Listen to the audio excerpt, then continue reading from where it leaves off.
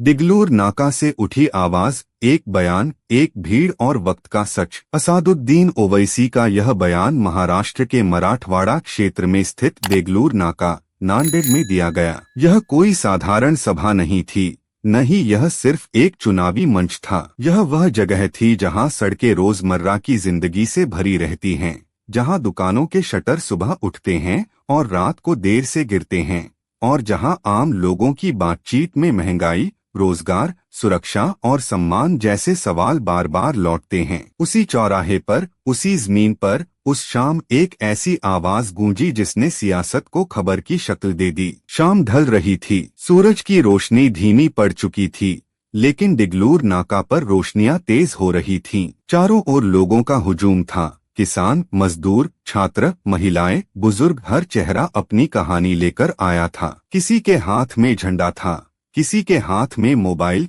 कोई अपने बच्चे को कंधे पर बैठाए खड़ा था। भीड़ में शोर था, लेकिन उस शोर के भीतर एक उम्मीद भी थी। उम्मीद की मंच से कुछ ऐसा कहा जाएगा जो उनके दिल की बात बन सके।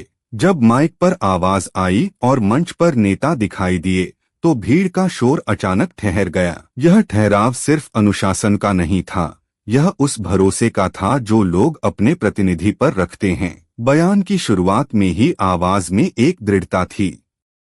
कहा गया कि देश की राजनीति केवल सत्ता की गणित नहीं है, यह इंसाफ की जमीन भी है। सवाल उठाए गए, किसके लिए विकास हुआ, किसके हिस्से में रोजगार आया, और किसकी आवाज अब भी हाशिए पर है। बयान में संविधान का जिक्र हुआ, अधिकारों की बात हुई और बराबरी के उस सपने की चर्चा हुई जो किताबों में नहीं, सड़कों पर पूरा होना चाहिए। कहा गया कि जब किसी समुदाय, किसी वर्ग या किसी आम आदमी को उसकी पहचान के आधार पर डराया जाता है, तो वह सिर्फ एक व्यक्ति का नहीं, पूरे समाज का नुकसान होता है। दिगलूर नाका की भीड़ ने इस बात पर तालियों से जवाब दिया। यह तालियां किसी पार्टी के लिए नहीं थीं, बल्कि उस विचार के लिए थीं कि इंसाफ सबके लिए एक जैसा हो। आवाज में तल्खी भी थी। कहा गया कि नफरत की राजनीति आसान रास्ता है, लेकिन उसका अंजाम देश को कमजोर करता है। रोजगार के मुद्दे पर बात करते हुए बताया गया कि पढ़े लिखे नौजवान काम की तलाश में भटक रहे हैं, जबकि बड़े बड़े वादे सिर्फ भाषणों तक सीमित हैं। शिक्षा की हालत पर चिंता जताई गई। स्कूलों में सुविधाओं की कमी, कॉलेजों में अवसरों की तंगी और प्रतियोगी परीक्षाओं में बढ़ती अनिश्चितता। भीड़ में खड़े कई युवाओं के चेहरे इन शब्दों में अपनी ही कहानी ढूंढ रहे थे। महिलाओं की सुरक्षा का मुद्दा भी बयान का अहम हिस्सा रहा। कहा गया कि कानून किताबों में मजबूत हैं, लेकिन जमीन पर उन्हें लागू करने की इच्छा शक्ति कमजोर पड़ जाती है। जब महिलाओं को बराबरी का सम्मान मिलेगा, तभी समाज आगे बढ़ेगा। यह बात मंच से दोहराई गई। दिगलूर नाका पर खड़ी महिलाओं ने सिर हिलाकर सहमति जताई। कुछ की आंखों में भरोसा था, कुछ की आंखों में सवाल। किसानों की बात आते ही माहौल और गंभीर हो गया। कहा गया कि खेत में पसीना बहाने वाला किसान सबसे ज्यादा असुरक्षित है, कभी मौसम से, कभी बाजार से और कभी नीतियों से। फसल का सही दाम, सिंचाई की सुविधा और कर्ज से राहत, ये सिर्फ नारे नहीं, बल्कि जीवन मरण के सवाल हैं। भीड़ में मौजूद किसानों ने अपनी टोपी ठीक की, मानो मंच से कही गई बातों को अपने अनुभव से तौल रहे हों। बयान में मीडिया की भूमिका पर भी टिप्पणी हुई। कहा गया कि सच्ची खबरें वही हैं जो ज़मीनी हकीकत दिखाए, न कि वही जो सिर्फ शोर पैदा करें। लोकतंत्र में सवाल पूछना अपराध नहीं, बल्कि जिम्मेदारी है। जब सवाल दबाए जाते हैं, तो समाज चुप नहीं रहता, वह किसी न किसी मोड़ पर आवाज उठाता है। दिगलूर नाका की यह सभा उसी आवाज का एक पड़ाव थी। धर्म और राजनीति के रिश्ते पर बात करते हुए कहा गया कि आस्था व्यक्तिगत होती है, लेकिन राजनीति सबकी होती है। अगर राजनीति में आस्था को हथियार बनाया जाएगा, तो इंसाफ पीछे छूट जाएगा। यह बात सीधे शब्दों में कही गई, बिना घुमाव के। भीड़ ने इसे भी खुले दिल से सुना, क्योंकि यहाँ लोग नारे सुनने नहीं, बात समझने आए थे। जैसे जैसे बयान आगे बढ़ा, माहौल में एक अजीब सी गंभीरता छा गई। यह गंभीरता डर की नहीं, बल्कि सोच की थी। लोग अपने अपने भीतर सवालों के जवाब ढूंढ रहे थे। क्या वाकई बदलाव संभव है? क्या उनकी आवाज सुनी जाएगी? क्या डिगलूर नाका से उठी यह आवाज दूर तक जाएगी? मंच से कहा गया कि बदलाव एक दिन में नहीं आता, लेकिन चुप्पी से भी नहीं आता। बदलाव के लिए सवाल, संघर्ष और धैर्य तीनों जरूरी हैं। सभा के आखिरी हिस्से में एक अपील की गई, डर से बाहर निकलने की, वोट को सोच समझकर इस्तेमाल करने की, और लोकतंत्र को सिर्फ चुनाव का दिन नहीं बल्कि रोजमर्रा की जिम्मेदारी समझने की। कहा गया कि जब आम आदमी जागता है तो सत्ता को जवाब देना पड़ता है। डिगलूर नाका पर खड़ी भीड़ ने इस अपील को सिर्फ सुना नहीं, महसूस भी किया। जैसे ही बयान खत्म हुआ, तालियों की गूंज देर तक बनी रही। लोग धीरे धीरे लौटने लगे, लेकिन बातचीत जारी थी। कोई अपने दोस्त से कह रहा था कि बात दिल को लगी, कोई कह रहा था कि सवाल सही हैं, कोई अभी भी सोच में डूबा था। डिगलूर नाका फिर से अपनी रोजमर्रा की रफ्तार में लौट रहा था,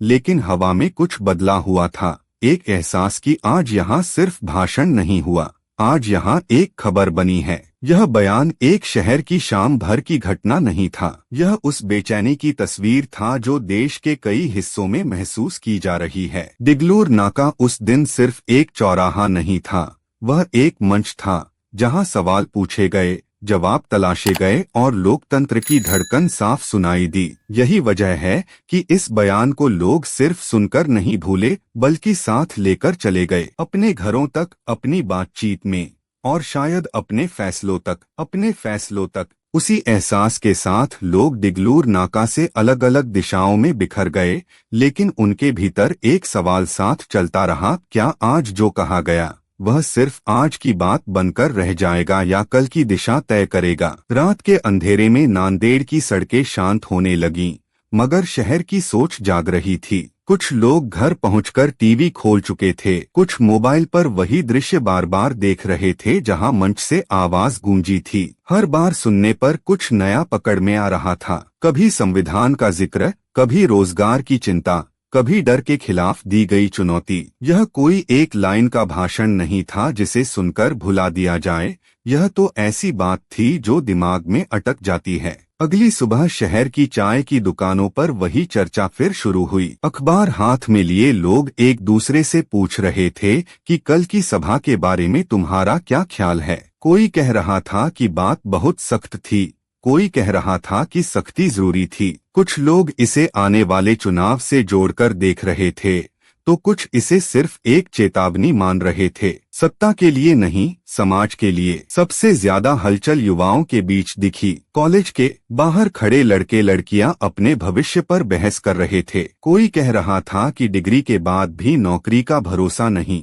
कोई कह रहा था कि अगर सवाल नहीं पूछेंगे तो हालात कभी नहीं बदलेंगे। कल के बयान ने जैसे उनके मन में दबी हुई बेचैनी को शब्द दे दिए थे। यह बेचैनी नारे में नहीं, बातचीत में दिख रही थी। शहर के पुराने हिस्सों में बुजुर्गों की अपनी ही चर्चा थी। वे पिछले कई दशकों की राजनीति को याद कर रहे थे, तुलना कर रहे थे कि पहले क्या कहा जाता था और अब क्या कहा जा रहा है। कुछ ने कहा कि हर दौर में वादे हुए, कुछ पूरे हुए, कुछ अधूरे रह गए। लेकिन इस बार की बात अलग इसलिए लगी क्योंकि इसमें सीधे सीधे डर और हक की बात थी, बिना घुमा फिरा कर। महिलाओं के बीच भी बातचीत थमी नहीं। घर के काम के बीच, बाजार जाते वक्त या पड़ोस की छतों पर, हर जगह सुरक्षा, सम्मान और बराबरी की बात सामने आ रही थी। कल मंच से कही गई बातें उनके रोजमर्रा के अनुभव से मेल खा रही थीं। किसी ने कहा कि कानून की बात तो हर कोई करता है, लेकिन जमीन पर बदलाव कब आएगा?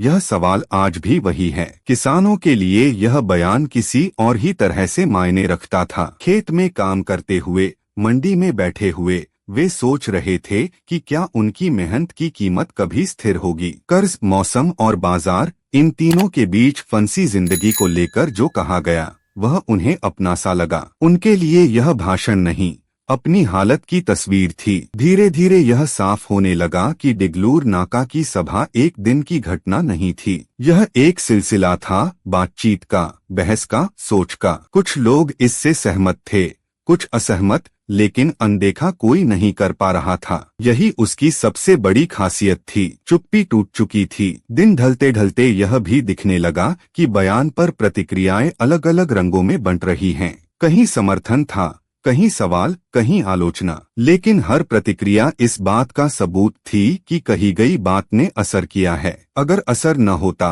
तो बहस भी न होती। दिगलूर नाका अब फिर से अपनी पुरानी रफ्तार में लौट चुका था। गाड़ियां गुजर रही थीं, दुकानदार ग्राहकों से मोलभाव कर रहे थे, बच्चे स्कूल जा रहे थे। देखने में सब सामान्य था, लेकिन भीतर कुछ बदला हुआ था। जैसे शहर ने एक सवाल अपने साथ रख लिया हो और वह सवाल जवाब मांग रहा हो। यही वह मोड़ था जहां कहानी खत्म नहीं होती बल्कि आगे बढ़ती है, क्योंकि बयान सिर्फ बोले नहीं जाते, वे लोगों के मन में जगह बनाते हैं। और जब मन में जगह बन जाती है तो किसी न किसी दिन वह सोच में, बातचीत में और शायद फैसलों में भी बदल जाती है। दिगलूर नाका की उस शाम की असली परीक्षा अब शुरू हुई थी, सड़कों पर नहीं, लोगों के ज़हन में। वहीं से यह तीसरा पाठ आगे बढ़ता है, क्योंकि सवाल जब दिमाग में घर कर लेता है तो वह खामोशी से नहीं बैठता। दिन बीतते गए, लेकिन दिगलूर नाका की वह शाम बार बार बातचीत में लौटती रही। शहर की सीमाओं से निकलकर यह चर्चा आसपास के कस्बों और गांवों तक पहुंच गई। बस अड्डों पर, ट्रेनों में, खेतों की मेड़ों पर और दफ्तरों के कमरों में हर जगह उसी बयान का संदर्भ किसी न किसी बहाने आ जाता। कोई उसे हिम्मत की आवाज कह रहा था, कोई उसे चुनौती मान रहा था, और कोई यह सोच रहा था कि क्या वाकई अब कुछ बदलेगा। सबसे दिलचस्प बात यह थी कि लोग सिर्फ नेता की बात नहीं कर रहे थे, वे अपनी भूमिका पर भी सोचने लगे थे। कुछ लोग कह रहे थे कि अब सिर्फ भाषण सुनकर घर लौट आना काफी नहीं है। कुछ यह मान रहे थे कि अगर सवाल पूछे गए हैं तो जवाब मांगना भी जरूरी है। यह सोच अचानक पैदा नहीं हुई थी, बल्कि धीरे धीरे आकार ले रही थी, बिल्कुल वैसे ही जैसे नदी चुपचाप रास्ता बनाती है। युवाओं में यह एहसास और गहरा होता गया। सोशल मीडिया पर बहसें चल रही थीं, लेकिन उसके साथ साथ आमने सामने की बातचीत भी बढ़ रही थी। पहले जहां लोग राजनीति से दूरी बनाए रखते थे, अब वही लोग पूछने लगे थे कि वोट का मतलब सिर्फ उंगली पर स्याही नहीं,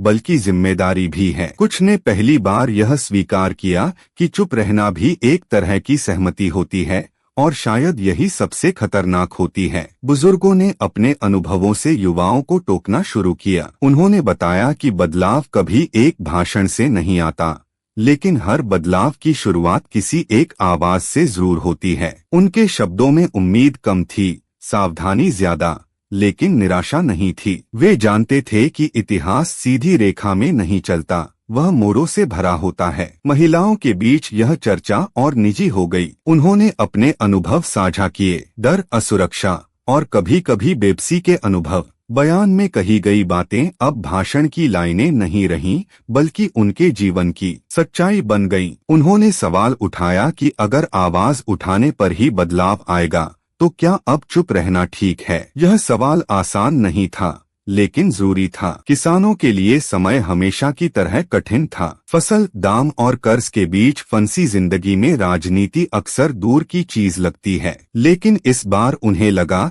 कि उनकी बात किसी मंच से साफ साफ कही गई है। यह एहसास छोटा नहीं था, इससे उम्मीद पैदा हुई, और उम्मीद हमेशा कुछ करने की ताकत देती है, भले ही वह ताकत अभी शब्दों में ही क्यों न हो। धीरे धीरे यह भी साफ होने लगा कि बयान के असर से कुछ लोग असहज भी हैं। सवालों से हमेशा असहजता पैदा होती है, क्योंकि सवाल आराम छीन लेते हैं। कुछ जगहों पर बहस तीखी हुई, कुछ जगहों पर रिश्तों में खिंचाव आया, लेकिन यह सब उसी प्रक्रिया का हिस्सा था जिसमें समाज खुद से बात करता है। दिगलूर नाका अब खबर नहीं रहा था, वह प्रतीक बन चुका था। एक ऐसा प्रतीक जहां कहा गया कि डर के खिलाफ खड़े होना आसान नहीं, लेकिन जरूरी है। जहां यह याद दिलाया गया कि संविधान सिर्फ किताब नहीं, बल्कि जीने का तरीका है। जहां यह समझाया गया कि राजनीति अगर आम आदमी की जिंदगी से कट जाए तो वह सिर्फ सत्ता का खेल बनकर रह जाती है। समय के साथ यह तय होना था